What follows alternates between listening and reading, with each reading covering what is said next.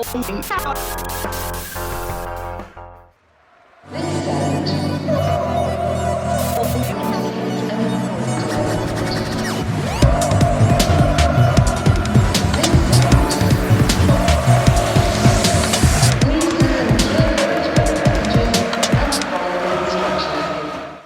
everybody. Welcome to the Blue Monday podcast following Ipswich Town. I should say win, lose or draw, but probably appropriately wind, rain, shine this weekend. This is the Flagship show. Here with me, Craig Fimbo. Hello. Win, lose or draw, starring Danny Baker. 9:30 every weekday morning, wasn't it? Like Pictionary, wasn't it? Remember that? Craig, I sat right near Danny Baker at Millwall. I can tell you exactly where his season ticket is. And I didn't realise it was him. And he was where, I bet I've told this story on the podcast before. I didn't know it was him. But the first thing I saw was a guy in a bomber jacket and it said Ginger Productions on it, which was Chris Evans' production. You remember when Don't Forget Your Toothbrush used to end it, say Ginger. So I'm sitting there staring at this guy's bomber jacket thinking, how on earth has someone got hold of? They would have had to have been on the crew. Oh, it's Danny Baker. Yeah, there we go. The bloke who wrote the show, yeah. Yeah, exactly. Yeah. David Diamond, how are you? Good, thanks, Ben. Yeah, Danny Baker. I mean, you mentioned Danny Baker. His books are brilliant. I think it's a trilogy of like 3 books, pretty much about his life story and stuff like that. He's got some brilliant stories. I don't know if you read any, Ben, but the first one, he starts work in like this record shop in London in the 70s. Bloody great stories, like Mark Bolan coming in, Elton John and people like that. Yeah, all good. You'd like that. Unbelievable. I always remember when I think of Danny Baker, I got radio for my birthday when I was younger. I used to listen to 606 and Danny Baker used to host it on like Wednesday night. And I remember distinctly, he must have just been in a bad mood, Danny Baker. This Wimbledon fan phones up and he goes, yeah, I'm really pleased Wimbledon have got through and I think they can go all the way in the FA Cup. And Danny Baker just goes, why? And he doesn't answer. And if you called me up to say they can go all the way in the FA Cup, you're not even going. He just had a go at this guy and it was very, very funny, very, very, very cringeworthy, but the sort of thing was right on my street. Craig, you live out near the coast. Is your fence still standing? Speaking of Elton John. I was going to say, Elton John, it's not let's do that. Yes, no, the fence is sort of the beach hut. Our luxury penthouse on the beach is still standing. That must have taken the full brunt of it, but now that seems to be where it was, rather than the other side of the boating lake, where some of them tend to end up. So no, it was all right actually. A couple of bins got thrown around a little bit. We got off relatively unharmed, unscathed. Dave, do you want me to tell you my Mr. Bean-like story first? Go on then. Yeah, go. Yeah, so we've got some rattan. We got two little bits of rattan furniture in the garden, and it's got a cover which is basically a parachute. Yeah, so when the wind howls in, and if you can imagine, it got loose, and I was like, I'm gonna have to go outside, and I'm pathetic anyway, aren't I? I can sit and talk, but anything else, rubbish, and I've got ridiculous hair as well. So I'm walking around the garden.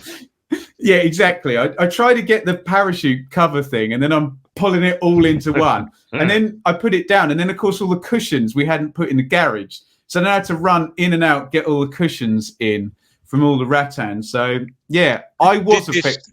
Did this hurricane take you by, surprise somewhat? Everyone else seemed to have about 3 weeks' notice. Yeah, I must admit, I did sort of secure my garden furniture probably sometime on Wednesday, I think. Do you know what? We had one of those moments where Shaylee, my missus, said to me, I suspect most of the neighbours did this all last night, didn't they? And you know when your missus is right, but you didn't want to hear that at that particular time, where she's getting drenched and my missus is very good at that. Very good at that.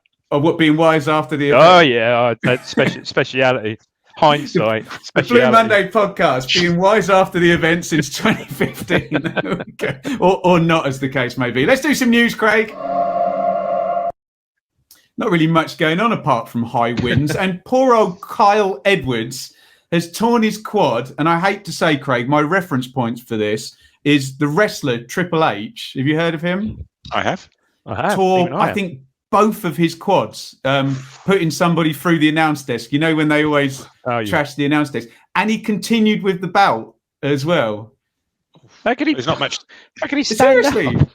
Well, exactly. Yeah, and he's probably weighed about 25 stone as well. Anyway, Kyle Edwards has torn his quad.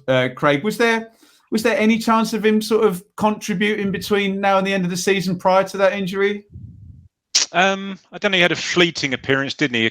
Was it the Gillingham home game? He came on for, didn't he? And played in about 3 different positions in 20 odd minutes. I don't know if he would or he wouldn't really. I was thinking earlier that Vincent Young's not really getting a look in on the bench, is he?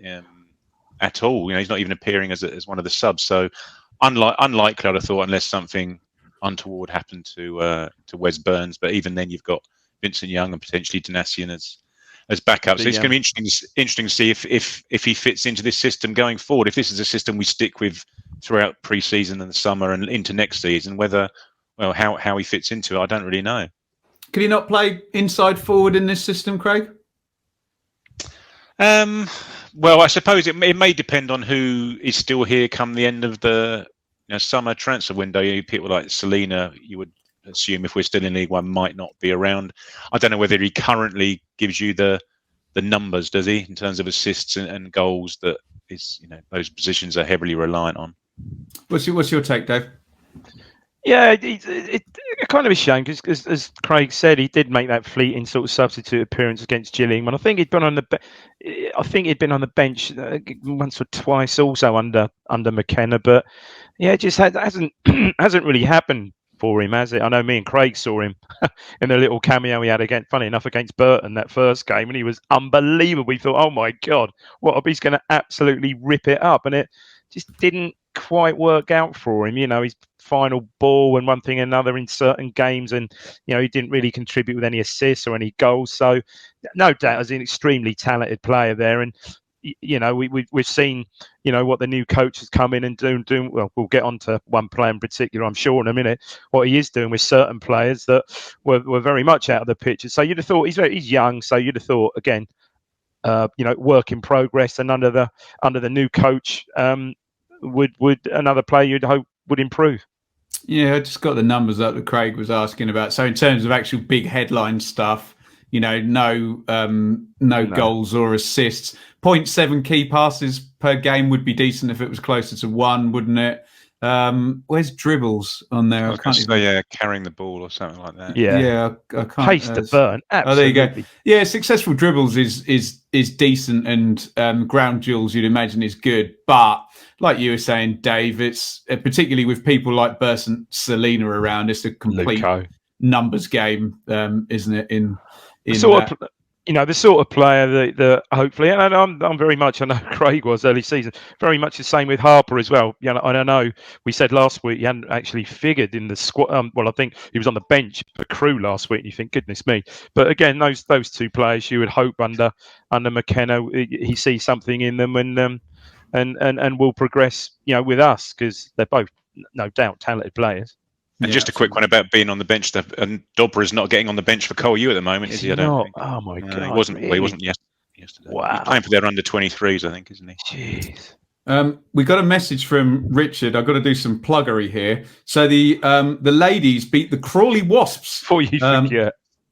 Sorry. No, you're just getting in early before you forget, aren't you? I know exactly. How my brain works, don't you? I know, man. I literally just wrote down chicken as well 2 minutes ago, because I know I've got to do that after this as well. So, Abby Lafayette, as sponsored by Blue Monday, scored from a free kick, which says with a wind assist on 1 minute. Smart. And then also assisted Paige Peak on 56. One of the 2 ITFC women's players we're hoping to speak to next week before the Southampton game in the FA Cup next Sunday, the big one for the ladies.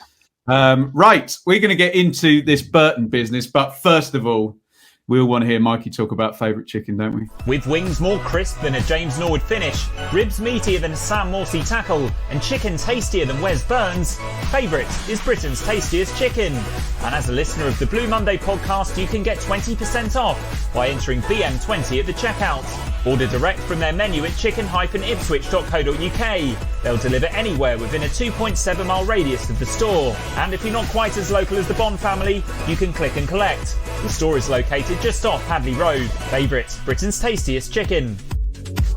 Tasty chicken. Tasty, like 22 points in 10 games. Tasty. Let's go to Ipswich 3, Burton 0. Craig's obviously not as excited by it. Now, do you know the best barometer for Ipswich playing well is I finished my stream thing on my channel on a Saturday, and there's not very many messages in the Blue Monday WhatsApp group. Wow. I know Ipswich have played well if that's the case. If there's 85 new messages, we've not played well. There's going to be some issues being discussed in there. But it was 3-0 and the good run continues. Let me bang through the teams. And we'll get your reaction. Christian Walton in goal. Danassian, Wolfenden, Edmondson, Thompson and Burns as the wing-backs. It's Morsey and Evans. And in the Horses for Courses bespoke look at the opponent's weaknesses approach of Kieran McKenna, it's Aluko, Pigott and Jackson up top. Craig, thoughts on the team? No doubt you'll be focusing on the front three.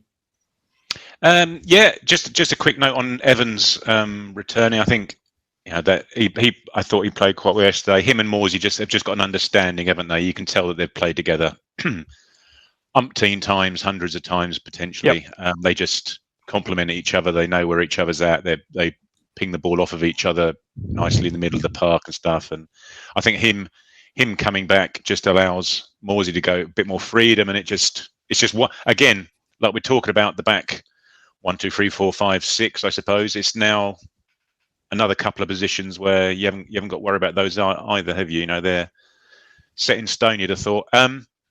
Jackson, I thought deserved. I thought he played well at MK. I know Dave said that last week. We were obviously all there. I thought he did really well last week. I thought, even won his fair share of headers, didn't he? As well as doing the chasing around like he does. So, no real issue with him playing again. Obviously, Pigott came out of the blue. He wasn't even in the squad at Milton Keynes. He was running up and down before the match with Matt Penny, just keeping fit and things like that. But it just goes to show, as you say, Ben, that it really is horses for courses. It's obviously a tactic. We've noticed the weakness, which transpired was behind both of Burton's wing backs. Well, and Craig, and a strength from their attacking set plays, which may not be a coincidence that Pigott was in, because they put 3 past Bolton all from set plays on Wednesday, right, or Tuesday, wasn't it? Yeah, exactly that. And obviously, and not having Norwood in the team means that he's not going to give away stupid fouls on the edge of the box,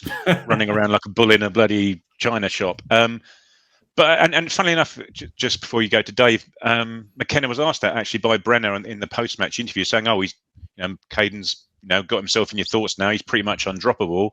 And McKenna was quite coy about saying, "Well, yeah, no, he's definitely going to play Tuesday. I think it'll just the same again. You may see a completely different front three again on Tuesday. I don't think he's actually.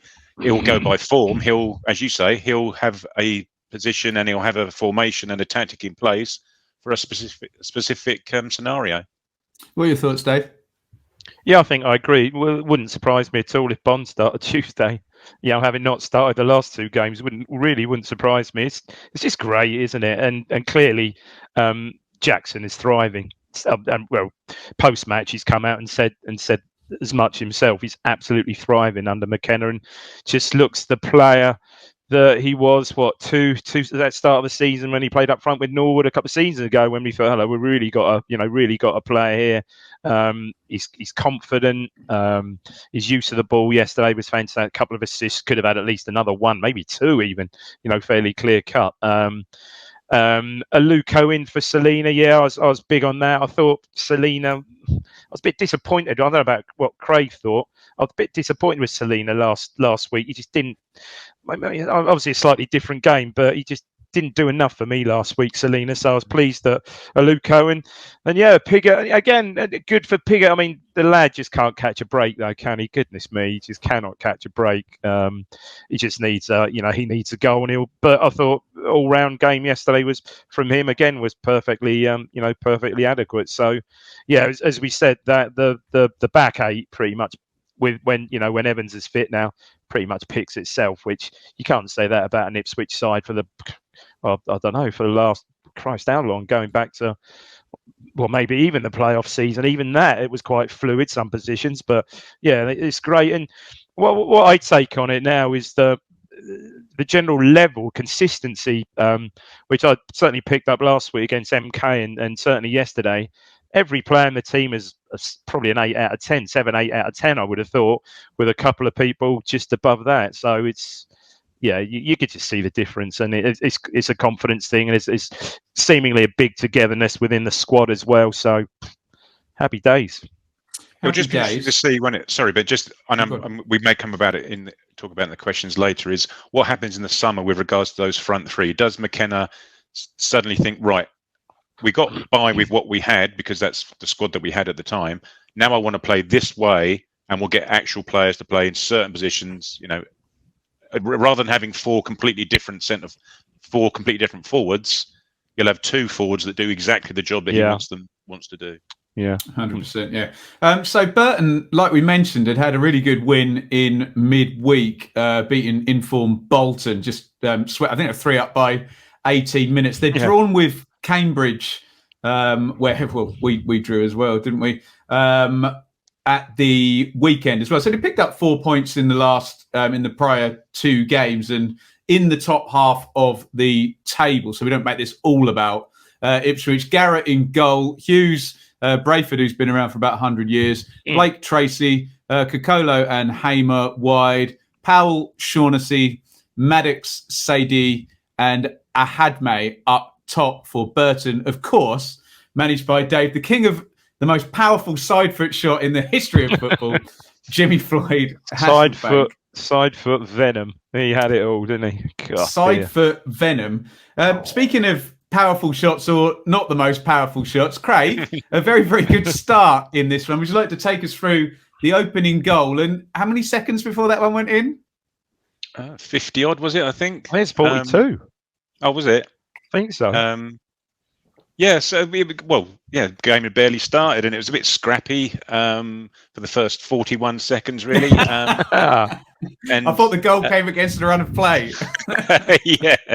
yeah.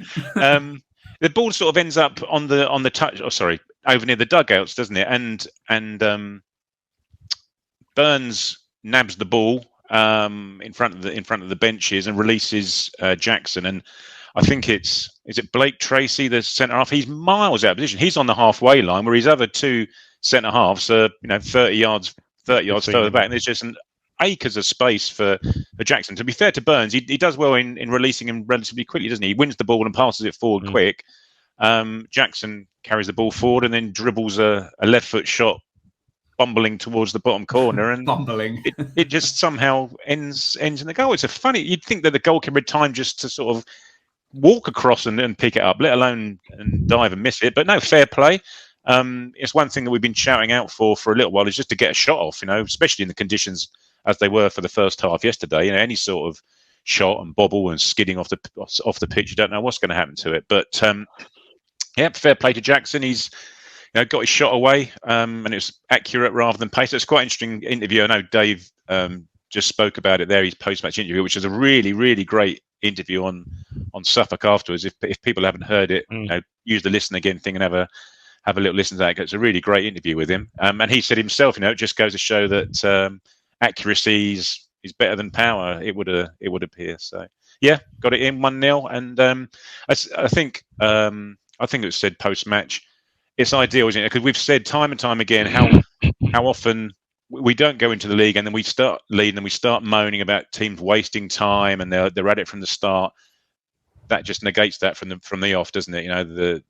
The onus is then on them to try and get something out of the match, which, to be fair to them, they didn't hold back doing so for the next 45 minutes or so. From what Craig is saying, Dave, it sounds like Burton were trying to do the whole get up and straight away from the kickoff, and you can get caught completely out of position. It was I'll tell you what it was. Craig's just right, but it was the press in front of the dugouts. There was Piggott, Aluko, and Burns pressing the fullback, and one possession. And Craig's right. The key was Burns released Jackson really early in a good position between Brayford and Blake Tracy, and it was just accurate. I mean, the keeper didn't dive over it, but it was right in the corner. And I suppose, as you said, a sort of that's not fairly wet, a bloody monsoon conditions at some point, quite a wet pitch. And like you, I was surprised. That was in. Yeah, it's one of those. Yeah, but great. I'm thinking about Jason Dazell's goal against Norwich, where it kind of just bobbles, and near post, ends up in the corner. That one. Yeah. For the most part, though, Dave, for the remainder of the half, maybe a few of the numbers here: shots, corners, big chances go then in Burton's favour for the rest of the half. Yeah, big chances. Yeah, the ball was flashing across the box, and set plays, always dangerous set plays and throw-ins. I thought we dealt with them quite well. There was one where we cleared it, and a great volley. That was a side foot volley, wasn't it? And unbelievable. At first I thought, was that a save? Walton had sort of punched it one-handed over the bar, but it was an incredible goal line clearance. I suppose a bit lucky. It came so soon, but it's powerful from Evans, who nodded it out, and it knocked him back into the goal, didn't it? It's bloody incredible. They were. You could. I mean, that's a difference. You say perhaps different goalkeeper, different defence. Perhaps we would have conceded, and maybe it's once or twice we did ride our luck a little bit with balls whizzing across the box and stuff like that. But yeah, they were quite well organised, quite big, pretty physical, and we coped with it reasonably well. But yeah, they were certainly in the ascendancy for a good 20-25 minutes, I thought. But in amongst that, I do. Yeah, and it was Powell, wasn't it? It was those his in-swinging corners, especially. He was taking a decent in-swinging corner. But as Dave said, we did sort of cope with it. And I'm sure that's one thing that the coaches and the defence will take great credit from, is being able to withstand something like that in those conditions, to withstand what seemed like a dozen bloody long throws. It's every 30 seconds there was another long throw. That bombardment, wasn't it? Yeah, half a dozen corners, I think, in the first half or thereabouts. And to come out of that and weather the storm, shall we say. Although we did have, on occasion, we got through them, didn't we? On the rare occasion we did get the ball, we got it inside between their left wing back and their left centre half, time and time again, didn't we? With Burns, he was in 2 or 3 times in some really, really good positions and should have done better. There was one brilliant bit of play from Burns and a quality ball from Evans. You'd have seen that right in front of me, where he just slips it inside the full. But that's ultimately ended up with Piggott. I think that was the one where Piggott, again, should score, but he tries to perhaps a bit too deliberate. Hits the post square, and then Thompson just blasts it over. And then there was the one right on half time when Alou goes through, and he was brilliant all afternoon, but shocking ball to shock him. Just took the wrong option to Morsey, didn't he? And I think ended up with Jackson hitting it wide, but. Yeah, they were solid. They were solid, and you went in half time thinking, we certainly need another one here, because you could see them keeping it up, but it wasn't. After half time, it was probably certainly the best. We'll go on to that, but certainly the second half was the best half I've seen so far under McKenna. Really good. Do you agree with that last comment that Dave made, Craig? Yeah, it was just a professional, controlled performance, wasn't it? Second half, just as we have done in the majority of the games, we've sort of kept the opposition at arm's length and restricted them to a few chances. But this was just it was controlled possession, and it was also penetrative possession as well, and helped by the fact that they still, and some of this may lay at Hasselbank's door, is that they still had acres of space behind their wing backs, and Jackson and Burns were just like pigs in pig droppings. There's the second half numbers which bear out what you said. Very dominant, 60+% possession, 11 shots to 3 corners apiece, 4 big chances to 0 in the second half alone. And Dave, in 22 starts now for Wes Burns, a 12th goal contribution. Now 8 goals, 4 assists. He's a wing back, Dave. Take us through this goal. This is a brilliant goal. This is an absolute. Although, as Craig said, helped by the switching off of the wing backs. But it starts, I think, Wolfenden brings the ball forward out of defence and sort of pings a ball. Again, it's a Christmas of our past. Again, pings a ball into Morsey, roundabout, I think, on the centre circle. One touch back to Evans. Evans then sort of plays the ball round the corner. I think this is the one he plays it round the. Evans just plays this sort of straight 10-yard ball into Aluko. Pretty much, I think he's in the D, just in our half centre circle. and he just drops him shoulder one way, spins, and just plays an absolute peach of a ball inside the fullback to Jackson. And I mean, Jackson's just off on his bike, and fair play to him. He did this well all afternoon.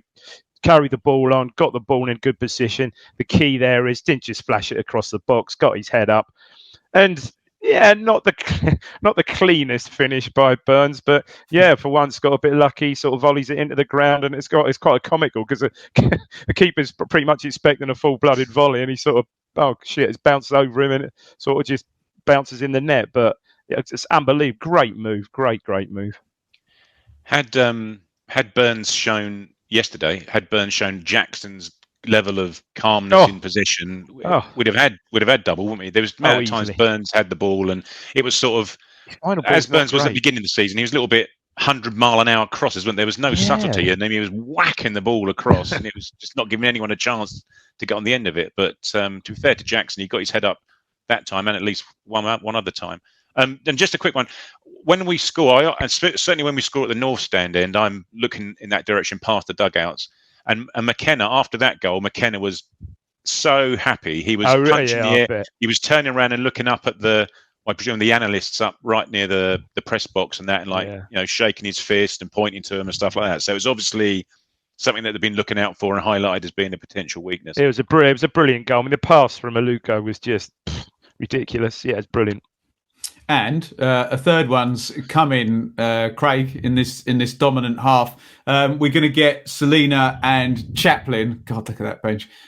In for Pigott and Aluko. And I'm sure we had a conversation at the start of that. It would have been the 1920 season about Kayden Jackson's ability to deliver a decent ball. Not like Dave. I think Dave just said it. Not just flash it across, but to actually deliver a decent ball whilst at sprint speed. And I'm sure you're going to allude to that interview where he said focusing on strengths rather than weaknesses. And very much a strength of his is being able to do that, isn't it? Being in a wide position. And I always remember that Shrewsbury game that confused me so much where we won 3-0, but I didn't think we were very good. But Jackson had a tremendous assist for Flynn Downs in that game as well. I think I'm thinking of the right two players possibly there. But take us through the third goal, Craig. Yeah, there was one also actually talking about Jackson where he had it and Downs. I remember because Downs flicked it with the outside of his right foot down the left-hand side for him to cross to Norwood to bundle in at the far post. And that was another good assist. Did you remember one? There was a really good one away at Southend when he gets in the left and he pings it in, and there's a clever finish. Norwood sort of deflects it in the far corner. Yeah.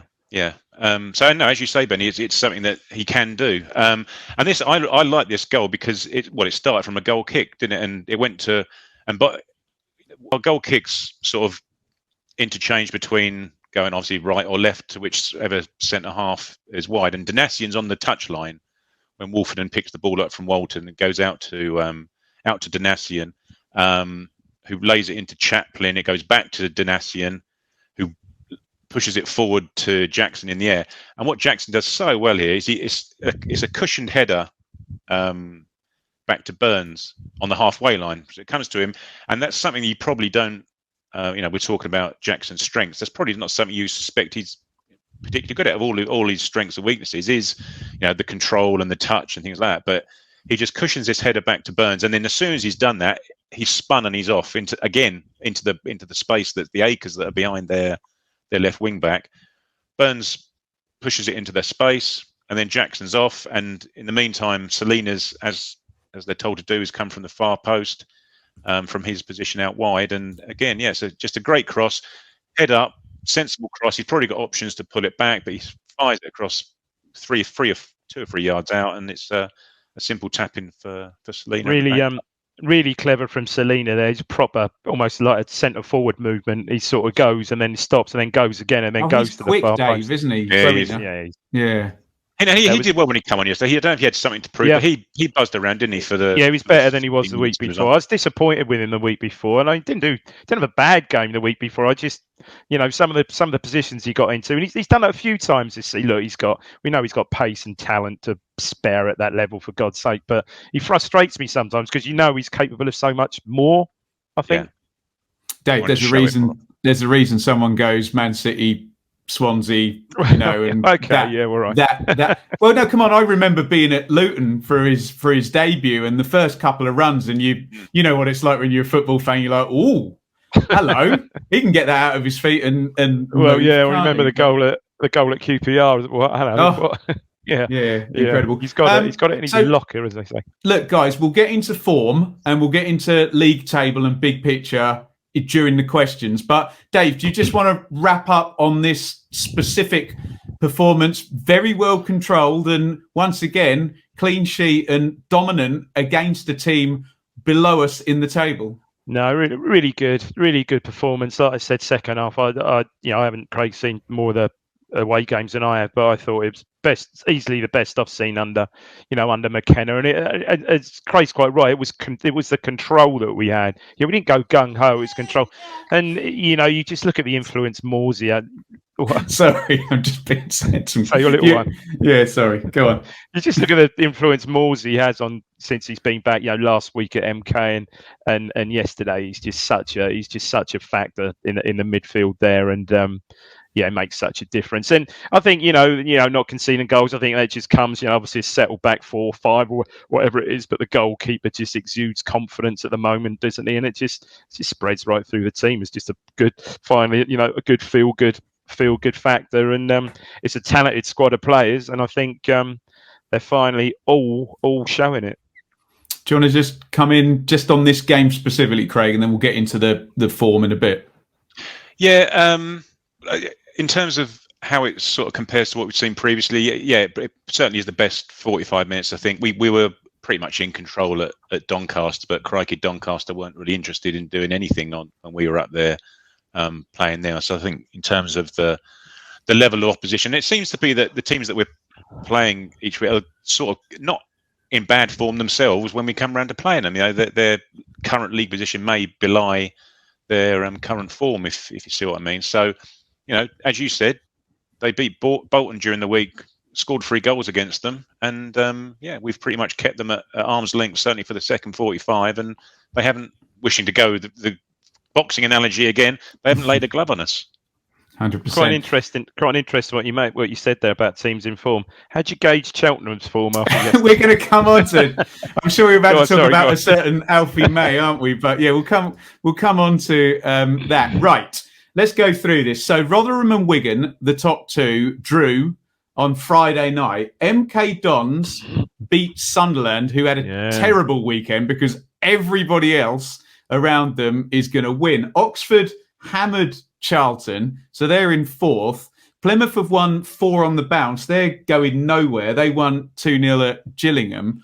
Wickham, which I'm sure we'll get into, drew 5-5 against Tuesday night's opponents, Cheltenham, and star danger man Alfie May scored 4 goals for Cheltenham. So I'm sure we'll be looking forward to coming up against him on Tuesday. Sunderland have dropped out of the playoffs picture. Sheffield Wednesday did go behind against Doncaster, but beat them as well. So I dare say it could have been better, but if we're allowed to, and we are allowed to, judging it against 6th position, okay? And that's the only relevant number. How many points have 6th got and how many points have we got?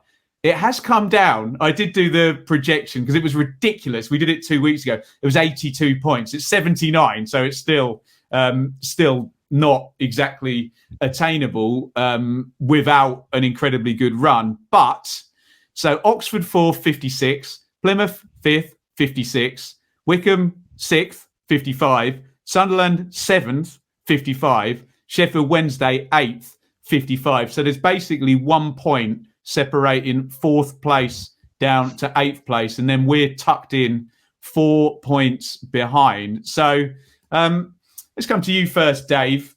Look, I know what the naysayers will say, and it's a reasonable position. Come and chat to me when we've beaten somebody in the top 6. I get that. I get that argument and that comment, however reductive and annoying it may seem at certain times. But Dave, 10 played under McKenna, 7 wins and a draw. So 22 points in 10 games. And I think you all know we're going to be much closer. We get 22 points in the next 10 games as well. And we'll go in detail on Cheltenham in a minute, but still 3 or 4 where you could potentially do another 8 points in the next 4 games, or God forbid, even more. The form is really good, Dave. It really is. We really have hit some form, and you look at, Sunderland and Wickham to a degree are in free fall. I mean, Sunderland. I mean, actually, I think we played the same amount of games. I haven't even got any games in hand. 1 point in 5, Dave. Sunderland. It's just ridiculous. And when you think back, I don't know, a month ago, it was like 14 points. There's something ridiculous. A month ago, you weren't even looking at Sunderland. Sunderland, now they're gone. They're going to be, if they're not going to be top 2, they're going to be nailed on 3rd or 4th or something. I mean, just Dave, sorry to interrupt. I remember commenting the top 4 are away. That was what we were saying a month ago. And now the top 2 are away, then a little gap, and then just carnage up ahead of us. I mean, you can see, Sunderland with the form there. And here's the thing: on Tuesday they've got Burton at home. It was yesterday, so you can see Burton going there. We were there yesterday. You can see Burton going there and causing problems for them, definitely. And then Sunderland Sunderland at the weekend. I got Wigan away, so I mean, it's only one team, but. Look, it's momentum. I think a big key we said last week was just keeping the run going, not getting beat at MK, which we didn't. A good performance. We keep the run going. Another home game on Tuesday, and then again, you'd think 2 winnable away games at Morecambe and Fleetwood, and then you sort of get into March and you look at the fixtures then, and then not okay. You got Portsmouth at home, I mean, Oxford away looks at, if we can keep this momentum going, you're looking at Portsmouth at home, Oxford away, and you thought, okay, they'll perhaps be, well, Oxford away will be the big yardstick, won't it? But I think, we can, if we, keep this run going, and you must believe you have to. And Craig, in terms of the sort of geography of the league table, it's almost a case of all we need is for 6th place to cock up. The 5-4-3-2-1 doesn't particularly much matter. And okay, you're going to have to play 3rd in the playoffs. But Dave's right. The okay, fine. There are a few teams playing very, very well ahead of them, but the Sunderland and Wickham fall off, and particularly Wickham. While you were talking, do you realise Wickham's next 2 games are Wigan and Accrington Stanley away, which is always rank, isn't it? So there's a chance you could take more points out of Wickham across the next 2 games. Craig, what are your thoughts on the shape of the table and this very good run of form? Well, it just needs consistency, doesn't it? And it's something that we've all spoken about. It's all very well going away to Wickham and winning, but you just need to follow it up again. And how many times have we had a decent performance this season and followed up with a dire performance? Undone all the good work that you'd done previously. You don't really, touch wood, you don't really see that happening at the moment with McKenna, do you? He just seems to have the knack of just taking it one game at a time and just building that momentum. Now we of the top 8, we are one of probably the top 3 in terms of momentum, you would suggest. Or so if you don't include Rotherham in that. Sheffield Wednesday, I think, is still the fly in the ointment, potentially, aren't they? Because they do seem to be hitting a similar vein of form to ourselves. But on Tuesday night alone, Plymouth, they're all away. Plymouth are away, albeit at Cambridge. Milton Keynes are away to Charlton. Sheffield Wednesday are away to Fleetwood. We're at home to Cheltenham. So there's sorry, Dave, but it's all, we can only do what we can do. But these other teams will be dropping points. It's just shown over the last 4 weeks they will be dropping points. Just got to make sure we don't drop as many. If you look ahead to Saturday, Plymouth at home to Rotherham Saturday. Well, and that's the nature of it being tight. The more teams are in it, they've got to play each other. Do you know what I mean? I just looked up while Craig was talking. So 6-game form table, we're 6th. 8-game form table, we're also 6th. 10-game form table, we're 3rd. But with Rotherham and Bolton, neither of them have scored any more points. It's all 3 of those teams are on 22 points. And the 12-game form table, we're 4th. So by all of those metrics, it's a top 6 performance recently, but we all know when you're in the middle of the table, to get into the top 6, you have to be top 4 to even get in there in terms of that period of form. But yes, but by definition of us being 4th or 6th, and at least one of those teams being above us being Rotherham, you're doing better than 2 or 3 of the teams that are currently above you, aren't you? And you will be gaining ground, albeit in minutiae at the moment, but you are still gaining ground. We're gaining 1 point a week at the moment, aren't we, really? Well, 100%. And in the 10-game form table, Sunderland are 20th. So, it's a massive... Dave was talking about that. We've taken 13 points out of them in the last 10 games. 13, yeah, you go. Sunderland. So Wickham 10th. We've taken 9 points out of them in the last 10 games. So, yeah. As long as they don't all take it in terms to fall off and we don't actually catch up on any of them at any point. But there we go. Brilliant stuff. We trying very hard to be very balanced and not getting excited here. But when you are sat in the league table on 51 points from 33, were you to score 22 points from the next 10 games, do exactly the same thing, you're at 73 points with 3 games to go. So, and we've said we think high 70s for 6th place the whole time. It's going to be that, but you put yourselves in with a chance. And Dave, even to your point, I know you have to beat a good team in the playoffs if you get in the playoffs, but the more you can punish the teams who are lower down, the more breathing space you give yourself, where maybe a point at Milton Keynes or a point at Oxford isn't so bad if it's still all adding up to 2 points. No, absolutely. No, yeah, you've got, yeah. If we, again, build the points tally up, go to Oxford, get a point, keep the momentum going and keep the unbeaten run going. Exactly. And it would be lovely to talk about a realistic playoff challenge. Imagine a podcast when we're actually in the playoffs. That would be insane. That's never happened. And obviously the very first episode of this podcast, the previous game, was a playoff semi-final, wasn't it? But yes, things have not gone quite so well since then. Let's get some questions.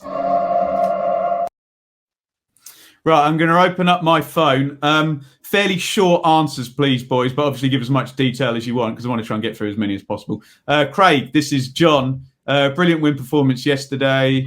Jackson deservedly getting praise right now. Is there an argument that Wolfenden's resurgence has gone under the radar a bit? Wolfenden has looked every bit as good as Edmondson. Obviously, I would argue, John, nothing goes under the radar on our podcast, but how well is Wolfenden playing and how does he compare to Edmondson, John? John's the commenter, Craig. Well, I think Edmonton's basically had a bit of a blip, didn't he, at Bolton? He gave the goal away at Bolton, then he took a couple of games to sort of get back into the swing of it. He looked a bit edgy in the 2 or 3 games after that. Whereas Wolfenden, probably has overtaken him in terms of performances. What I like about Wolfenden is the way that he's just sweeping up behind, isn't he? He's in the right position at the right time. We all know he's calm on the ball and he's accepting it off of Walton from goal kicks and playing the ball out. He's accepting it off of the midfield and starting the play up again. But so what I'm noticing is that this sweeping up and a reading of the play and to be in the right place at the right time, which at his age is pretty impressive. But just a quick note while we're talking about the back three is Donatian again. Yesterday, I thought he was just fantastic. Yesterday, he's not having to win too many. He's not a towering centre half, but he's not seemingly having to win headers or win that side of things. But just again, being in the right place, right time, and being comfortable on the ball and being attacked. He's getting further forward than Burns on some occasions. He's on the byline, pulling the ball back on some occasions. I just think he's been an absolute. I know it's Christ, no one hasn't said before this season, but he's been an absolute bloody revelation. And if McKenna can get performances like that out of Donatian and performances as he has done out of Wolfenden, then it only bodes well going forward. Hopefully, you can already look into next season and think, well, the goalkeeper's sorted, the back three are sorted, one of the wing backs is sorted. We can concern ourselves about the left the left wing back another time. But I think the right wing back might be getting sold if we don't go up, Craig. Yeah, well, possibly. He might just need to temper his crossing a little bit in the next level above. I think that's probably the one thing that might hold him back. But you're looking at a complete section of the team, which is you haven't got to worry about. That's sorting itself out. Actually, I just think those three are playing well, and I'd put Donatian above the other two. Game on game and over the course of the season. Really, he's been outstanding, absolutely outstanding. Yeah, from Dave, nowhere as well. From nowhere. Dave, let me ask the next question because it does parlay into defence as well. Mullet, are the clean sheets the most impressive and most overlooked facet of McKenna's revolution? Obviously, again, I would point out our podcast never overlooks anything. We're right across all of this here, aren't we? But Dave, I tend to agree. I don't think it's overlooked, but it is impressive. But it just reflects a settled back line, doesn't it? It just reflects it. I mean, other than I suppose Thompson coming in, Coulson was injured, and Penny injured, a bit of loss of form. I don't necessarily got a problem with Penny, but Thompson's came in and looked perfectly adequate against MK last week. I thought yesterday he was good again. No issue with him there, and so it helps. I mean, and the goalkeeper, like I said before, the goalkeeper just exudes confidence. Christ, he comes for crosses. It's great to see, and you certainly know Mullet's right. You can't underestimate 7 clean sheets. That's impressive at any level, isn't it? Bloody hell! And that's as we all know, secret of success, isn't it? You start from there. It's always good to be. Sorry, but it's always good to be involved in those. It's been so many hours since conceding. Over 7 hours now since we conceded. It's Chef Wed, wasn't it? Chef Wed, yeah. Must be. Not when I used to load up who scored in 18-19, and it would say Ipswich have lost their last 11 away games 2-0. The league record. Yeah, great. Thanks for telling me that. Dave, we'll stay with you for this one. This is Chris. Could have been 6 or 7, even if that scoreline would have flattened us. The problem was entirely in the finish, and we need to solve this. We won't get so many chances in others. Well, let me give you the numbers. Is there a problem in terms of finishing? 4 big chances. Says 3 big chances missed, but obviously we scored 3 goals. 17 total shots, 6 on target. I haven't seen an XG number. I don't know if anyone can find one while we're watching. But have you got issues with our finishing, or do we just have a League One club with League One strikers? Well, possibly. I don't think we've got an issue with it. There was a couple of chances. One fell to Morsey, must be close to getting his first town goal. One fell to Morsey, who looked like he'd scored. That was from another assist from Jackson, I think, up the North Stand end. And from where I was, I think Craig probably saw it, but it looked like it hit the keeper's trailing leg. Norwood had, again, quite a good chance near the end, but took a touch when he probably shouldn't have done. Again, point blank. And the other big one I can think of is the one that Piggott, again, probably tries to be too deliberate in the first half, picks his spot and hits the post square. So I don't necessarily think there's an issue. I mean, what would be great if, I know we've sort of spoken about it, for instance, if Bond starts on Tuesday and Bond can get a goal or two, because I think if he can get back to anywhere near the goal scoring form he showed at the start of the season, then we really might be onto something. But look, the goals, you already said about Wes Burns, 8 goals. Selena now got 5 or 6, so they are sort of sharing them around. But I don't necessarily think yesterday was totally bad finishing as such. I think it probably does highlight, though, and it might be something that Chris is alluding to, is that the fact that Piggott did miss that chance, the fact that Norwood did miss that chance, there's no one grabbing those and taking those opportunities and nailing on. Not they may not nail their position for the next game, because we do change it. But even when we are getting those chances, the guys that you would expect to be scoring them aren't currently doing it, but we're getting away with it. I've got the XG here, Ben. Go for it. Ours was 2.08. Okay. Burton's was 1.07. I've got a number that says 1.16 per game. So, and I mean, this is how you choose to interpret the statistics. And there's a great thing with XG. You can always argue it one way or the other, depending on what your eyes say. But 1.16 per game feels like we're overperforming it by the sounds of it, but we might have. You only have to ping in a couple of long ranges to completely get that number. I think of the 2 yesterday, Norwood is the one. Norwood suddenly broke into the team and scored 4 on the spin, didn't he? And really, it looks like he's now suffering from a bit of a lack of confidence in front of goal, which is I suppose a bit unusual, but again, he's been in and out of the team, I suppose. So as you say, you wouldn't have expected him to have a touch yesterday. He didn't need to take a touch, did he? An informed Norwood would have just side-footed it away, wouldn't he? Interesting debate though, isn't it? And I'm sure it's going to rumble, like you said, with front three and reshaping that next season, Craig. And their argument may well be that, well, I'm not in any form because I'm not getting more than 20 minutes on the pitch from 70 minutes onwards at the end of a game. So how can I expect to be in any sort of form? I mean, probably harsh yesterday. I mean, okay, it worked out brilliantly, but probably harsh on Chaplin because Chaplin, I think, has been great. I haven't seen Chaplin. Chaplin's for me is always sort of 7, 8, 9 out of 10 every single game. 3-game week, Dave. I think. I honestly wouldn't be surprised if he started, him and Bond started on Tuesday. Wouldn't surprise me. Let's get a couple more here. Neil, best performance under McKenna, best performance of the season. I think the boys have answered that. Surely that Wickham away win was thrilling, wasn't it? Surely, maybe not be the best. Although I suppose that's the difference in terms of judging this season, that under Paul Cook at the very best, it was a bit chaotic and quite thrilling, whereas it was very controlled and very sort of decisive here. Right, let me try and get through another couple here. Craig, is getting a tune out of Bon again the key to our season? That's probably quite a good question to answer after Chris's question about goal scoring, isn't it? Well, I suppose it's getting a tune out of any of the strikers. Doesn't necessarily have to be Bon. I think he'd gone off the boil, hadn't he? What was it? 1 in 16, 1 in 17. So it's not as if he was knocking them in for fun. Unfortunately, he just went off the ball exactly the wrong time from our perspective. But any of the strikers, I think, and none of them, to be fair, none of them can really have an argument that they haven't been given an opportunity. Although we are saying that some have been given 20 minutes into the game here and there, but they're all being given sort of equal amount of starch. Piggott came in from nowhere to be given a start yesterday. As Dave said, he did all right. He held the ball up a little bit, but just things didn't quite come off for him. He sort of turned into trouble a few times, didn't he?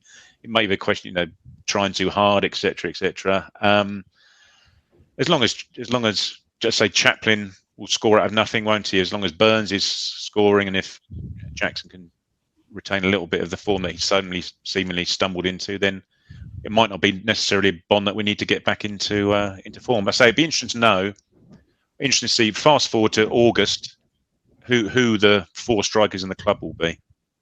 Interesting.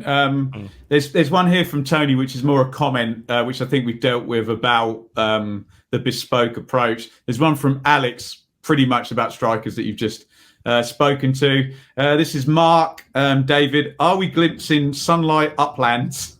When was the last time you felt we were moving in the right direction? Come on, Mark. You know us on the podcast here. We only need about 2 wins in a row to be. We've been thought we were in the Premier League about 10 times so far. Okay, just line this up, Dave. How does this compare with Gwion Edwards scoring against Blackburn after 4 minutes, or perhaps Paul Lambert winning 8 out of 9 or something at the start of the previous season? That's the last run of note, weren't we? At the start of. Oh Christ! I can't even know when that was. It was at the start of 1920. Yeah, must have been. Yeah, of course. It went our first season down, so that was the last any significant run of note I can remember. You just got confidence. It's the coach. McKenna himself. You hear him speak. He's very measured. He's very. He knows how he wants his teams to play. You don't get any BS from him, do you? For God's sake, very much you think an intelligent, articulate young coach, and I think he just exudes confidence to the team. And also team plays like that, Dave, doesn't it? Yeah, but I know exactly, and the supporters as well. It's an absolute. I must admit, I'd never heard of him before. I'd never really come across him before. I thought he was Phil Neville when I used to see him on the Man U bench. What a coup. We're so far. You used to think, well, bloody hell, we're lucky to an inspired signing. We're lucky to have him. It's just nice, isn't it, for a change? But the amount of times we've come up against other teams, I think, crikey, they're a well-drilled, well-coached team. I even remember like Mark Robbins's Coventry. They still are really good. They look miles ahead of us. 2 seasons ago, wherever it was, and they're 10th in the Championship now, Craig. I think. Yeah, well, it just goes to show that, doesn't it? It just goes to show, coaching and organisation, and that's currently what we're seeing. We are the team that look well coached, well drilled, well organised. It's nice, isn't it? You'd love to see it. Controversial question to finish with, which we always like here. This is James. Is Benjamin Bloom's return to the Flagship show the unceremonious benching of Ipswich anything to do with Kieran McKenna turning the season around, or just a coincidence? I think it might be just a coincidence. He's calling you a glory hunter, Ben. I think is what he's. Me, a glory hunter. I support Ipswich, for fuck's sake. Glory hunter, dearie me. No, Rich. We applaud all the wonderful work Rich does for the pod. If anything, he probably decided who was doing the runs out of anybody. So. No, Rich has not been put in the bomb squad, in Paul Cook's bomb squad. We love him very, very dearly. And to be completely transparent, a text normally goes around on a Monday morning. No one has a clue what anybody's doing. By about Tuesday, we know what we're doing on Wednesday. I think by Thursday, we know what we're doing on Friday. And I think I texted you two at midnight last night to figure out today. I think the thing that does wind him up, I must stop doing that. He said, "Are you about for the pod?" I said, "Yes, if needed." And he always comes back and says, "Well, what does that mean? Are you or not?" Oh, there we go. Sorry, I think he'll be around. He'll be around next week because he's going to Morecambe. So I think he is. Yeah. He'll be. And I know he'll be, because he certainly will. Because I know he's going to Morecambe, and I know he's hot-footing it back for the Southampton ladies game Sunday afternoon. Nice. But yes, no, there is no unceremonious anything in the incredibly happy and wonderful world of the Blue Monday podcast. Speaking of weird, wonderful worlds, it was Wycombe 5, Cheltenham 5 at the weekend. Absolutely mental game. And I'm going to go into Mick McCarthy, they're no mugs mode here. Let me just... So Cheltenham have only lost one in... How far do I have to go back here? One. There's a draw at Oxford as well there. 2, 3, 4, 5, 6, 7, 8, 9. So Cheltenham have lost 1 in 9. They've got 7 points from their last 3, including in this run. They've lost to Rotherham, but they've drawn with Wigan.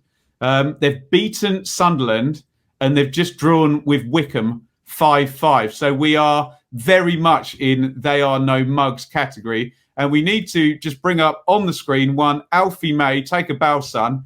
4 goals from him at the weekend. So he has started 17 goal contributions in 26 starts. Very impressive, very much like Cole Stockton of Morecambe, who we came a cropper against. That's not an easy opponent, Dave, is it? No, he looked very lively. God, one of his goals was an absolute peach, sort of plucked it out of the sky and lobbed the keeper. No, I think I'm right in saying they at the start of the season didn't we get undone by a centre half with an unfeasibly long throw, who I think has subsequently moved. Yeah. He's moved on, hasn't he, Craig? Yeah, about 2 games later, I think. They sold him was it Mayor or something like? I can't remember his name, but I know he did us twice with long throws. So fortunately, he's no longer there. No, again, it's going to be. It looks like it's be another sort of competitive game, and obviously, young May is absolutely bloody flying. I mean, what a game that was yesterday. I think. Didn't Vokes score Vokes put it was 3-3 and then Vokes scored literally 2 in 30 seconds to put them 5-3 up. It was a mad game. But looking at the table, Craig, Cheltenham have lost no fewer games than we have. Ipswich 9 from 51. Cheltenham, it's just draws that have scuppered them. They've drawn 13 times and 1 defeat in 9. And let's be quite frank, Craig, they've had good results and not lost to better teams than us. Yeah, and they're one of the teams that I was speaking about earlier, in that their league position probably belies their current form, as you say. I think in all the form tables, they're 1 or 2 places below us. So, yeah, they're another team that's doing okay, but they're another team like Burton that were doing okay. There's no reason to think that we can't put another professional performance together. And we've done all the analysis. We know where to hit them. They seemingly letting goals for fun. There was some bloody shocking defending in that game. The ball was bouncing around in the box, wasn't it? One of May's goals where it bounced around the penalty spot. You had time for it to come in there and come down again. No Wycombe defender was anywhere near him, was it? It was atrocious defending. The ball was bobbling around. 54 goals conceded. I'm looking down, scrolling quickly. Only Gillingham, Doncaster, Crewe look like they've conceded more. So perhaps a clean sheet guarantees 3 points in this one, doesn't it?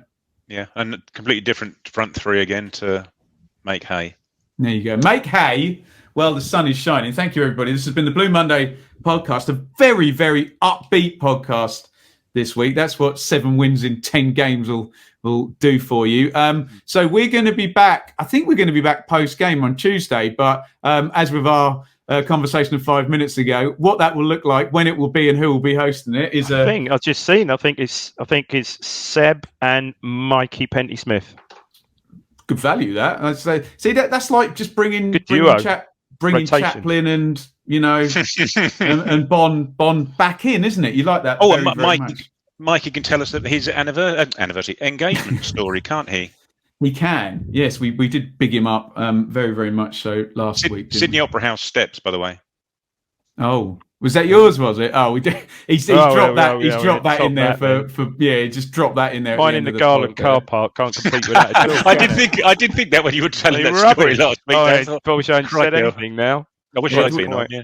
Do I get a pandemic pass for not having gone to the Sydney Opera House steps in the past? No. There's steps elsewhere, mate. There's steps everywhere. Get your suggestions in for your favourite steps, and I'll go and propose to my. Obviously, I'm talking about the '90s pop band. You're not talking about H. The Pete Waterman. We're going to get a mention right at the end of the podcast. Anyway, I'm completely rambling. I've gone off the rails here. When we do the little YouTube thing where they tell you when listeners stop watching, it'll be right here. So we better say goodbye. Last word from you, Dave. You're not going to say crap, are you? You can't. No, I can't. How can I? No. Onwards. I think I good. Smith. Onwards and upwards. Good. Yeah. Good. It doesn't work at all. Craig, have you got anything miserable and curmudgeonly to say? No, not more so than normal. No, I'm relatively upbeat. Yeah, sorry, mate. No, we're pretty good.